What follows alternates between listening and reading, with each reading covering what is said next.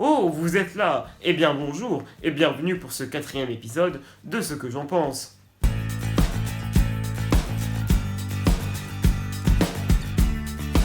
Et c'était une intro très bizarre. Bonjour à tous et merci d'être là pour ce nouveau Ce que j'en pense. Tout d'abord, je vais commencer par vous dire que je suis désolé. Désolé de quoi, vous allez me dire? Eh bien, désolé de ne pas avoir fait d'épisode de Fananalyse un peu plus tôt, parce qu'il faut savoir que ça me prend énormément de temps. Et comme je suis étudiant, j'ai plein d'examens à réviser. C'est de la merde d'ailleurs. Voilà, je vais prendre un petit peu de retard par rapport aux Fananalyses. Mais un nouveau projet, un nouveau truc arrive peut-être bientôt. J'en ai déjà parlé dans le précédent Ce que j'en pense. Peut-être que vous allez le voir d'ici peu. Je peux pas vous dire encore la date de sortie, mais ça risquerait d'être sympa, je pense. Je pense qu'on peut passer au sujet principal. Donc là, vous pouvez cliquer. Non, pas sur l'écran parce que YouTube a désactivé les annotations, donc c'est génial. Vous pouvez cliquer. Alors, de toute manière, ce sera dans la description. Donc, cliquez dans la description pour voir le fan-film dont je vais parler aujourd'hui, qui est en l'occurrence plutôt une parodie qu'un fan-film. Vous allez comprendre. Donc voilà, vous pouvez cliquer directement dans la description pour la vidéo. Vous faites ça tranquillement chez vous.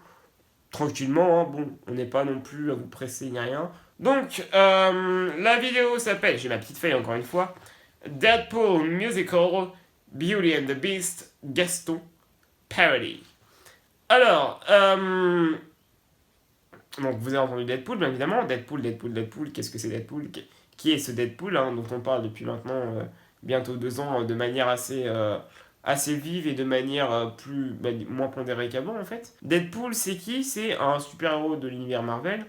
Super-héros qui finalement n'en est pas vraiment un, hein. C'est un peu un con. Il est au courant qu'il est dans des œuvres culturelles, alors il blague, il brise le 4e mur assez régulièrement. Et Deadpool a eu son adaptation cinématographique en début 2016. Et donc maintenant, ça va bientôt faire un an, ça fait même un an, plus d'un an même que c'est sorti. Et donc en fait, il y a eu beaucoup de fan-films qui ont été faits sur Deadpool, même avant que le film sorte en fait. C'est souvent de manière souvent assez drôle, et c'est souvent assez décalé de ce qu'on pourrait s'imaginer d'un film américain sur Deadpool. Et notamment lorsque ces films américains, sur Deadpool en l'occurrence, donc je parle du film de l'an dernier, eh bien étaient sympas, mais moi je suis resté un peu sur ma faim en me disant merde les gars, vous avez tout fait pour ça. Vous avez tout fait ça pour ça seulement. Merde, mettez-moi plus de what the fuck. Faites pas un film. Vous moquez pas des films de super-héros. Si vous faites un film de super-héros, vous aussi. Il y a plein de manières que j'ai pas forcément appréciées dans ce film-là, mais il n'empêche que j'ai passé un très bon moment. Et c'est un de mes Marvel préférés. Parce que oui, il faut savoir que je suis pas. Je parle un peu de moi, mais c'est une petite intro sympathique. Mais voilà, je ne suis vraiment pas fan de l'univers Marvel. Je trouve cet univers pas forcément terrible. Je me retrouve beaucoup plus dans l'univers d'ici. Donc DC Fanbutt, hein, comme on peut le dire. Sauf justement l'exception, en l'occurrence, dont on va parler aujourd'hui. Je suis un peu enrhumé, je suis désolé. L'univers des X-Men. L'univers des X-Men, j'ai connu ça dès que j'étais gamin, avec notamment le dimanche matin sur F3X. C'était le programme de super-héros, je crois, le dimanche matin sur France 3 à l'époque. Et donc c'est là où j'ai découvert vraiment la Ligue des Justiciers, Batman, notamment la série des années 90, qui est repassée en fait en rediffusion parce que j'étais trop jeune, je suis même pas né quand la série est sortie. Et notamment les X-Men, qui était une de mes séries préférées à l'époque, parce que j'ai trouvé trop cool. Et du coup, voilà, les X-Men, j'ai suivi un petit peu tous les films qui sont sortis. J'ai pas été voir Logan encore, peut-être que d'ici là, je l'aurai vu. Mais voilà, et donc dans cet univers-là, cinématographique en tout cas, il y a donc un personnage qui s'appelle Deadpool, comme je vous ai dit. Et donc voilà, pour résumer, je suis pas fan de Marvel, mais les X-Men, ça va. Donc Deadpool, techniquement, ça va. Et oui, ça va. Franchement, Deadpool, il me fait marrer. Il faut le dire. En même temps, j'aime beaucoup quand les gens brisent le 4e mur. J'aime beaucoup, et j'ai commencé House of Cards, qui est vraiment une série super. Et je suis un gros fan de Malcolm. Donc je pense que ouais, quand on brise le 4e mur, j'adore et j'aime beaucoup quand on s'adresse directement au spectateur. L'introduction est terminée, je pense qu'on peut le dire. Bon, elle est terminée. Alors, du coup, l'épisode, donc le film dont on va parler aujourd'hui, ce sera Deadpool Musical, Beauty and the Beast, Gaston Parodie, je l'ai déjà dit précédemment. Mais donc, c'est un fan film de 5 minutes et quelques, je crois, qui a été fait par la chaîne Deadpool Said. Donc, je crois qu'il n'y a que cette vidéo-là sur la chaîne. Elle est sortie en 2017, mars 2017. Oula, ça fait du bordel. Elle est sortie en mars 2017, donc je crois même que genre 22 mars ou un truc comme ça, c'était vraiment très récent, il y a déjà pas mal de vues, donc c'est chouette pour eux. Donc c'est un fan film qui a été réalisé par Julian Higgins, qu'on avait notamment pu voir pour le fan film de Fallout sur une chaîne dont je ne me rappelle plus, mais du coup j'ai fait mes petites recherches. Mais du coup c'est un fan film Fallout d'une quarantaine de minutes je crois, qui a été adapté en série juste après. Donc, comme ça. Et donc le fan film est écrit par Paul Bianchi, qui est également je crois producteur. Il faut savoir que ce fan film là il s'est beaucoup inspiré du film Deadpool. Je suis pas un grand consommateur de comic books, j'aime bien ça, mais je suis pas forcément le temps d'en lire beaucoup. Et notamment Deadpool, je crois que j'en ai jamais lu d'ailleurs. Mais justement, si on pouvait, parce que j'ai parlé avec des amis qui adoraient les comic books de Deadpool, et si on pouvait vraiment reprocher un truc au film de 2016, c'est que finalement, ils s'affranchissaient pas assez des films de super-héros. Ils se moquaient d'eux, mais merde, tu fais pas un film de super-héros qui se moque des conventions si toi aussi tu refais les mêmes conventions derrière. C'est un peu ridicule. Euh, donc voilà, mais c'est pas grave. Parce qu'ils ont tenté et c'est très très bien. Et j'espère qu'ils vont se rattraper avec le prochain. Maintenant, par rapport donc à ce film-là, il est beaucoup inspiré, comme je l'ai dit, de ce film-là de base avec Ryan Reynolds dans le rôle de Deadpool, qui d'ailleurs est excellent hein, pour le coup. Aucun problème, hein, même dans la com, il était super. Et du coup, voilà, je ne sais plus ce que je voulais dire. Alors, tout d'abord, voilà, comme j'ai dit, il y a beaucoup de références en fait au film de 2016, que ce soit en fait dans le costume de Deadpool, parce qu'il y a des costumes différents, il y en a eu plein, et notamment la texture, tout ça, c'est vraiment le costume de 2016 de Ryan Reynolds qu'on connaît des familles. En revanche, bon, le personnage est un petit peu différent, je trouve. Mais pour le coup, oui, voilà, les références, elles sont clairement inspirées du film avec notamment tous ces délires un peu dessin animé, licorne, vous voyez à un moment, enfin vous allez voir, mais ça m'a fait vachement penser au film, et notamment au générique, qui est d'ailleurs le générique qui est vraiment similaire pour le coup, il ressemble. Donc voilà, c'était vraiment, on voyait bien une empreinte du film sur la pop culture finalement, c'est intéressant ça parce que j'en parle beaucoup, mais en même temps c'est un peu le principe aussi, c'est que finalement j'aime beaucoup m'intéresser à comment les gens peuvent influencer, comment les œuvres peuvent influencer les fans. Et je pense que là c'est clairement le cas parce que Deadpool, le film, je pense qu'il a fait s'intéresser euh, aux gens qui ne connaissaient pas forcément aux personnages. Et ça, c'est intéressant de voir à quel point une œuvre, aussi basique soit-elle, hein, parce que c'est pas un film de ouf, et ben, elle arrive à faire s'intéresser les gens au truc. Et ça, je pense que c'est intéressant de remarquer. Donc, le film commence donc avec Deadpool qui rentre dans un bar. Ça commence comme une blague raciste, c'est bizarre. Mais voilà, Deadpool rentre dans un bar et dès le début, on se dit, d'accord, c'est un film qui va être, c'est un court-métrage en l'occurrence, qui va être du Deadpool comme on aime. Du Deadpool comme on aime parce que Deadpool il entre, il fait une remarque qui m'a tué directement. Et voilà, il s'en fout de ce qui se passe autour. Et il déconne. Et voilà. C'est ça aussi qu'on aime bien, c'est justement ce décalage qu'il pouvait y avoir entre Deadpool et les autres super-héros. Qu'on retrouvait pas forcément, un petit peu quand même, mais dans le film de 2016. Du coup, là, en gros, Deadpool entre dans un bar, il lance une réplique. Et il s'approche du barman en lui demandant des trucs. Et le barman commence à l'envoyer chier. D'ailleurs, Deadpool, à un moment, après s'être pris une remarque violente, il s'est regardé la caméra, il fait: oh, normalement, ça m'aurait fait mal, mais là, c'est pas grave. Du coup, voilà, c'est assez marrant de voir comment vraiment ce Deadpool-là, il respecte un peu tous les codes. Et ça, c'est cool. Pour le coup, donc il parle, il s'engueule un peu. Et là, attention, c'est une comédie musicale. Et oui, c'est une comédie musicale. Et d'ailleurs, le dialogue d'amorçage est vraiment très drôle. Justement, quand Deadpool commence à entendre la musique qui se lance, il se tourne dans la caméra et il dit: oh, j'entends la musique qui arrive. C'est le genre de truc qui est génial et qui était pas assez fait dans le film d'ailleurs. Mais du coup, voilà, la musique commence et du coup, voilà, c'est une comédie musicale où Deadpool il tue des gens et il massacre tout le monde dans le bar en criant et en chantant sur un air de la musique de Gaston dans La Belle et la Bête. Justement, c'est un petit peu pour le coup un petit peu d'actualité avec la sortie au cinéma en salle de La Belle et la Bête avec Emma Watson notamment. Du coup, voilà, c'est vrai que c'est assez intéressant de voir que. Je sais pas s'ils l'ont fait exprès, mais le film sort à peu près au moment où La Belle et la Bête sort au cinéma, sort à peu près au moment où il y a un teaser de Deadpool 2 qui sort. C'est vrai que c'est assez. Je sais pas si c'est l'ironie du sort ou pas, mais c'est sympa. Et du coup, en fait, la manière dont est faite en fait, la scène de musique, parce que c'est une scène très courte, enfin, c'est un film très court, hein, il dure 5 minutes, et du coup, il y a allez, 3 minutes de musique dedans, 3 musiques où Deadpool chante en massacrant des gens. Et en fait, c'est assez bien amené parce que justement, on est dedans. Et moi, pour avoir vu le film plusieurs fois, pour en parler, pour vous en parler notamment, et ben, je me suis bien marré en fait. Je me suis très bien marré. Et à chaque fois, c'était drôle. À chaque fois, c'était rigolo parce que ben, la musique est entraînante, on commence à apprendre les paroles. Et du coup, voilà, les répliques sont assez drôles. Et Deadpool balance plus de punchline que Jean-Luc Mélenchon en fait. Et voilà, et d'ailleurs, au passage, le chanteur, il chante très juste. Hein, la voix, pour le coup, ressemble à celle de Ryan Reynolds, mais c'est vraiment sympa parce que justement, la musique colle particulièrement bien à sa voix et c'est sympa. Donc, mention spéciale à l'acteur qui fait un taf. Je crois qu'ils étaient deux à bosser sur Deadpool. Un head Deadpool, il y avait le Deadpool qui faisait des cascades qui étaient jouées par un certain acteur et cascadeur, et le Deadpool qui chantait, je pense, et qui faisait les dialogues qui étaient joués par un autre acteur. Donc maintenant, on va s'attaquer directement au décalage qu'il peut y avoir justement entre, pas les paroles pour le coup, mais entre l'univers de La Belle et la Bête, qui est finalement un univers Disney, hein, enfin à la base non, mais voilà, c'est un conte qui est quand même plutôt mignon. Je crois pas, d'ailleurs, l'histoire de base doit être hyper glauque, hein, c'est comme La Petite Sirène, c'est je crois une histoire de base vraiment dégueulasse.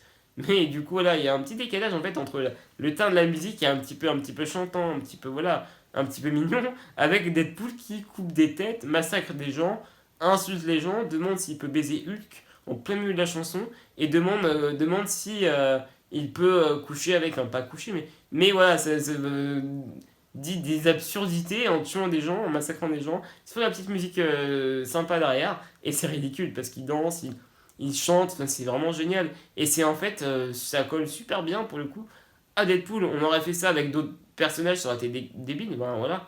Parce que je vois pas Batman chanter une comédie musicale, même si ça a dû se faire sur internet, et d'ailleurs il y a des très bons trucs par rapport à ça. Mais voilà, Deadpool pour le coup ça colle absolument bien, et ça colle encore plus le fait que ce soit un Disney, parce que du coup vraiment il y a le décalage entre ce qui se passe à l'écran, déjà les paroles et ce qui se passe à l'écran, il n'y a pas tellement de décalage entre ça, mais et avec en fait avec le ton de la musique qui est vraiment dansant, mignon, tout ça, donc c'est assez ridicule. Et ça rend particulièrement bien parce que c'est typiquement ça qu'on pourrait attendre d'un Deadpool en fait. Et pas un Deadpool qui arrive et qui tue les méchants et qui sauve sa belle. Et c'est ça qu'on aurait dû attendre d'un Deadpool. C'est un Deadpool qui s'en bat les couilles de tout, qui arrive et qui bute des gens, et voilà, c'est tout. Et c'est ça qu'on aime chez Deadpool. C'est pas le fait qu'il veuille sauver sa femme. Mais je reparlerai de ça plus tard. Ouais, du coup, maintenant je parle un petit peu des personnages. Je suis désolé, ça va être ce que j'en pense assez rapide par rapport aux autres, parce que il n'y a pas forcément matière à dire grand chose sur ce fan film, mais je voulais juste vous faire découvrir notamment, et parce que je n'ai pas forcément le temps, parce que j'ai tous des trucs à faire à côté. Je suis triste d'ailleurs, j'aurais aimé consacrer beaucoup plus de temps à ma chaîne YouTube, mais c'est beaucoup plus compliqué que ça. Donc ça va être un peu rapide. Donc maintenant je vais parler aux personnages secondaires. C'est beaucoup plus rapide et beaucoup moins construit aussi, mais je pense que ça devrait vous aller quand même. Et du coup voilà, je parle donc notamment des personnages secondaires qui sont selon moi pas très utiles, mais c'est marrant. Mais c'est marrant. Il y a des personnages qui sortent de nulle part. On voit notamment Black Widow, Rogue, donc Malicia dans X-Men, et une autre, mais je vois pas qui c'est du tout, je connais pas assez bien l'univers X-Men et Marvel en règle générale pour connaître ce personnage-là. Mais voilà, les trois filles un peu bimbo, un peu jolie, vraiment même trop jolie, on peut le dire. D'ailleurs, il y en a une qui a une réplique où elle chante justement.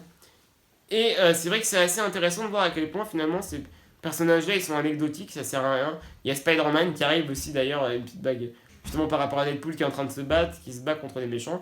Et il dit oh bah si Spider-Man était là, ça pourrait être bien. Et il y a Spider-Man qui arrive et qui sauve Deadpool et qui se barre et Spider-Man et Deadpool lui dit justement ah mais il te fait un beau cul ce costume. Et voilà, c'est juste ça, ouais, c'est vraiment hyper anecdotique en fait et ça sert pas forcément à grand chose mais c'est marrant, c'est parce qu'à mon avis, ils avaient le budget. Déjà, oui, à mon avis, ils ont eu un gros budget pour faire le truc. Et c'est marrant, ça casse pas trois pattes à un canard, on est content d'avoir vu ces personnages-là. Mais bon, voilà, ça sert à rien, ça n'a pas une utilité extrêmement incroyable. Hein. C'est comme les différents caméos qu'on peut voir dans les univers cinématographiques de Marvel, justement, avec les Avengers, tout ça. Ou même ceux dans DC, hein, où quand on voit. Quand on aperçoit Batman 5 secondes dans Suicide Squad, bon, ça servait à rien, les gars, arrêtez. Quoi. Ah oui, également aussi, j'ai oublié de vous en parler. Il y a un petit caméo spécial à la fin, je vous laisse regarder, Après le générique qui pour le coup me fait rire.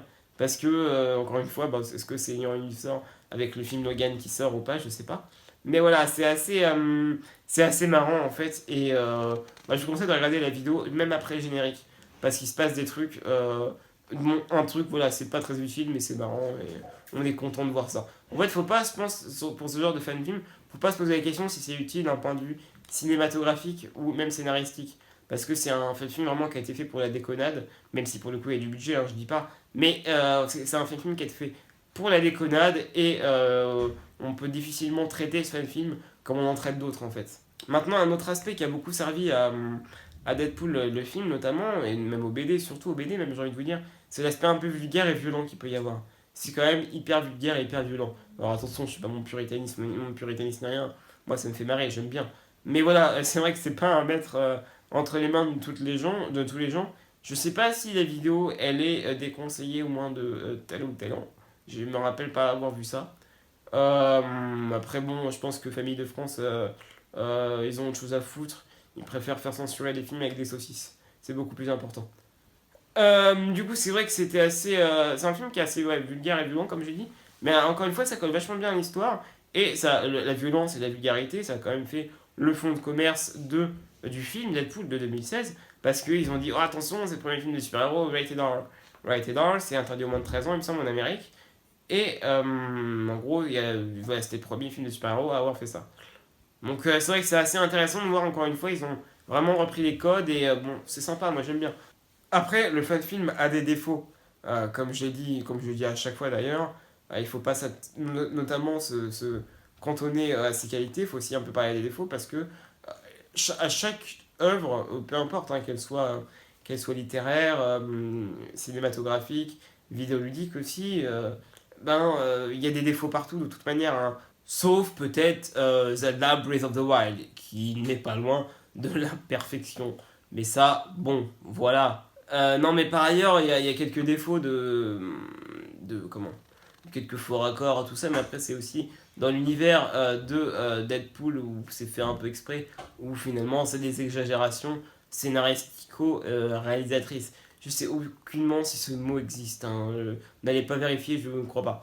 Mais du coup, voilà, il y a des défauts, bon, c'est normal, ça dure 5 minutes. Voilà, en même temps, 5 minutes, il n'y a pas beaucoup de défauts, hein, je veux dire, 5 minutes, il n'y a pas beaucoup de temps d'en relever déjà.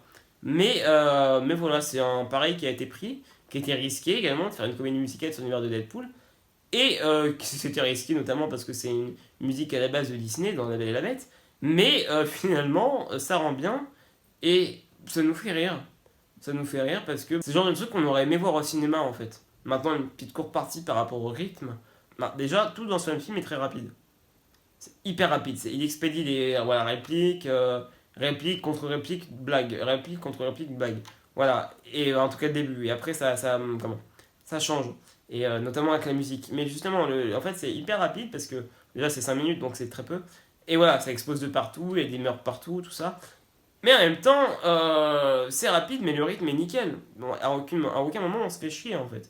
À aucun moment, pourtant je l'ai vu plusieurs fois, hein, à aucun moment on se dit, ouais, c'est chiant. Peut-être à la rigueur si on se chipote avec le caméo des trois nanas, des trois super nanas là. Mais sinon, non, voilà, c'est assez bien rythmé. Et en même temps, en 5 minutes, c'est pas évident de faire un truc intensif comme ça. Bon, c'est plus facile de le faire sur 5 minutes plutôt que de le faire sur 1 heure et demie, j'entends bien, mais voilà, c'était quand même intéressant de voir que le rythme était cool et que ça ne dérangeait pas. Et puis même si on aime la musique, on peut directement la mettre je sais pas, dans une playlist ou quoi que ce soit, c'est marrant. Alors maintenant, je pense qu'on a fini, on peut passer à la conclusion. Alors, pour conclure, je regarde mes notes une seconde. C'est bon, j'ai regardé mes notes. Du coup, oui, pour conclure, en fait, c'est un fan film qui aurait dû, en fait, selon moi même, qui aurait dû et qui aurait pu également être une scène du film de 2016. Parce que, encore une fois, depuis le début, comme je l'ai dit, le film de 2016, réalisé par je ne sais plus qui d'ailleurs, enfin, j'aurais dû le marquer sur ma feuille, mais enfin bon, c'est pas grave. En fait, ce film-là, il était hyper intéressant dans le sens où il abordait un autre aspect des super-héros. Un aspect vraiment what the fuck, vraiment, voilà, Deadpool, c'est quelqu'un d'assez charismatique et d'assez extraordinaire. Extraordinaire dans le sens différent. Mais du coup, voilà, c'est assez dommage de voir qu'ils n'ont pas plus poussé que ça. Et ce fan-film-là, en fait, a osé. A osé faire du what the fuck, rentrer dans la comédie musicale, ça partait en vrille, quoi. Et ils auraient dû faire pareil dans le film. Dans le film, ils me disent, ouais, c'est pas un film de super-héros, attention. Et finalement, c'est un film de super-héros basique comme tous les autres. La narration est la même, quasiment. À quelques exceptions près d'ailleurs. Parce que c'est un film que, pour le coup, j'ai bien aimé. Hein. Je trash talk depuis le début de la vidéo, bah, plus ou moins. Mais j'ai beaucoup aimé hein, ce film-là. Hein. Il m'a fait vraiment rire. Mais et ça aurait pu être vraiment mieux, quoi. Ça aurait pu être mieux parce qu'il n'est pas parfait. Ça aurait pu être mieux. En même temps, tout peut toujours être mieux. Et c'est ça également que je dis à chaque vidéo. Tout est perfectible. Encore une fois, je vais finir ma vidéo en, pas en trash talkant, mais en parlant mal un petit peu des mamans de Hollywood. En leur disant que s'ils veulent faire des trucs originaux, bah qu'ils le fassent. Je pense que le public est prêt, contrairement à ce que peuvent penser les producteurs. On l'a vu notamment avec le film Grave, qui est quand même assez différent de ce qu'on a l'habitude de voir en France. Je ne l'ai pas encore vu hein, pour le coup. Mais ça a l'air vachement différent de ce qu'on peut voir en film français. Et c'est un film qui cartonne, en tout cas de manière critique. Night Shyamalan, il a adoré. Je crois qu'Hideo Kojima, le papa de Metal Gear Solid, il a adoré aussi. Donc voilà, il faut que les studios, ils osent faire des trucs différents. Et encore une fois, ils n'ont pas osé avec Deadpool. Ils ont fait un truc partiellement différent. Mais ça aurait fait marrer tout le monde qu'il y ait une scène de musique comme ça en plein milieu du film. Sur un remake comme ça de musique de La Belle et la Bête. Ça aurait fait marrer tout le monde. Je pense que ça aurait très bien fonctionné en fait. Il faut qu'ils se disent merde, les fans, ils sont cons, ils veulent ça et rien d'autre chose. Non, arrêtez les gars. Les fans, ils veulent déjà être surpris parce que voilà. Et ils veulent également qu'on respecte le truc de base. Et moi, ça ne m'étonnerait pas du tout, pour le coup, ça ne m'a pas forcément étonné, de voir que ce film-là eh ben, était une comédie musicale. Il faut que les studios s'imaginent que, et sachent que, notamment quand on s'attaque à des super-héros comme ça, comme Deadpool en l'occurrence, il faut être surpris. Il faut se dire merde. Voilà, il faut qu'on soit différent et il faut qu'on arrive à faire un truc de différent et vraiment dingue. Et pour le coup, ce fan-film-là, eh ben, il est différent. Bon, c'est un fan-film gratuit, libre, sur Internet, tout ça. Mais voilà, ils n'ont pas osé faire un truc pareil. Ils ont peut-être pas l'idée aussi. Il faut pas non plus critiquer les producteurs en disant que c'est de leur faute. Peut-être que les scénaristes n'y ont pas pensé. Mais peut-être aussi, justement, ils n'ont pas pensé parce qu'ils n'ont pas osé proposer. Donc en fait, je pense qu'il faut que finalement, les scénaristes, notamment, même les réalisateurs, hein, il faut qu'ils essaient de se diversifier. Parce que là, on voit beaucoup de films pareils. Et j'en parlais notamment lors du fan-film sur le. Comment sur le fan-film Le Réveil du Joker de DC Shorts, que je salue d'ailleurs. Voilà, il y a des fan-films qui osent carrément plus que des films. Est-ce que c'est. Oui, d'un point de vue purement économique, c'est normal. Parce que, bon, il y a des tonnes et des tonnes de gens qui financent des productions hollywoodiennes. Ils ont pas envie que leur argent arrive de la faire de la merde. Mais n'empêche qu'il y a quelques jours, j'ai checké très rapidement les différents flops qu'il y a pu avoir, notamment commerciaux, en fait, des bits commerciaux en Amérique. Et j'étais pas finalement étonné de voir les films qui avaient fait des flops. Parce que c'était des films qui n'avaient rien de différent. C'est des films qu'on avait l'habitude de voir. Lone Ranger, c'est clairement Pirates des Caraïbes chez les Indiens. Bon, j'exagère peut-être un petit peu. Surtout que c'est un remake, je pense, il me semble. Mais voilà, il faut que les studios, ils osent. Et si les studios, ils osent pas, bah, ce qui me fait le plus plaisir, en fait, c'est que les fans le font. Les fans, ils osent à leur place. Et je préfère clairement que, d'un point de vue purement personnel, hein, moi, ça me fait plus marrer de voir qu'un fan, il ose plus que des studios. Et j'adore ça. Je préfère me dire que c'est un mec qui était dans sa chambre et qui voulait rêver d'aventure et qui rêvait d'écrire des trucs, qui se disent tiens, et si j'osais faire ça comme les studios ne l'ont jamais fait. Et ça, c'est beaucoup mieux. Et c'est vrai que c'est un petit peu ridicule de penser que tout doit venir des studios et tout doit venir d'au-dessus. Non. Nous, comme on est chez nous, on peut faire comme on peut réaliser des trucs, on peut faire des trucs maintenant pour pas cher, et faire des trucs innovants. Et c'est ça, je pense, qui est intéressant dans le cinéma, c'est que ça se rénove à chaque fois. Il y a différentes modes, certes, mais à mon avis, il faudrait réussir à se séparer de ces modes. Alors, regardez, quand on voit c'est plus trop la mode des westerns, et pour autant, les meilleurs westerns que j'ai pu voir, c'est ceux de Tarantino qui sont sortis dans les années 2010. voilà, c'est assez symptomatique du truc, c'est que il faut pas se cloisonner à une mode, là c'est la mode des super-héros, voilà, bien vu, c'est bien. Deadpool a tenté d'innover, il l'a fait comme il pouvait, mais il aurait pu encore plus innover et plus, je parle du film en règle générale, et plus se développer et plus partir dans le gros what the fuck.